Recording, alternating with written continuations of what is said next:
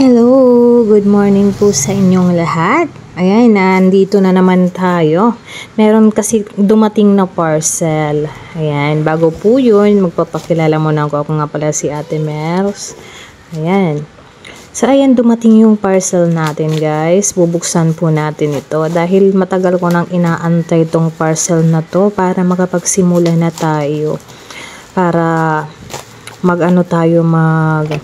mag-umpisa na kahit paano. Pakunti-kunti lang muna ngayon. Yan, hanggang sa makumpleto na yung mga gagamitin ko at mga pangangailangan ko para sa aking gagawing dito, mini salon and spa. Yan, sana suportahan nyo ako, guys. Suportahan nyo po ako. Ayan, kung masakit ang inyong mga katawan, pwede na kayo dito. At para sa mga nagpapariband ng inyong mga buhok, PM nyo lang po ako, guys. Hindi po kayo magsisisi dahil maganda po yung reband ko, guys. Affordable price lang siya.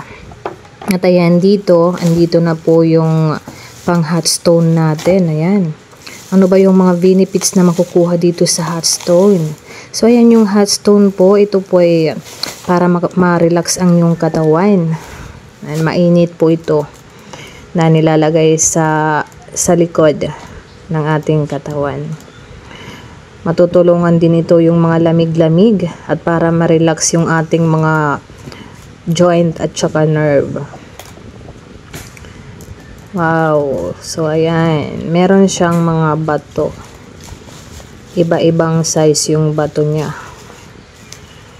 Hindi po ito bato ni Darna, ha. Bato po ito na gagamitin para sa pag-rubber hot stone. Ayan. Wow. So, ayan. Paunti-unti lang muna yung pagbili natin hanggang mapuno na yung mga pangangailangan ko dito. Pero nag-uumpisa na po ako, guys. Kung magpapaano po kayo sa akin, just PM me lang po. So, ayan. Ito po yung hitsura niya. Napakaganda niya talaga.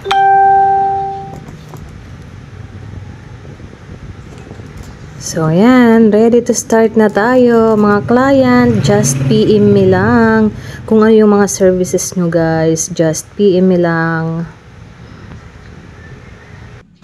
Para dyan sa mga stress, bigyan nyo naman ng time ang yung sarili para mawala ang mga stress nyo. Naku, ang dami-dami sigurong magugustuhan ito.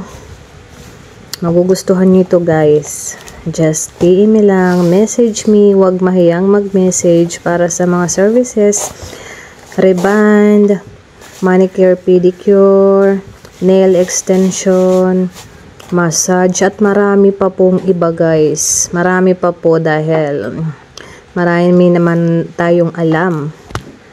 Yung lang natin, dito lang muna tayo sa bahay. Huwag kayong mahiya, mag-PM, mag-aantay po ako, guys. So, ayan, pinopost ko po sa Facebook ko yung aking mga ginagawa. Thank you and God bless.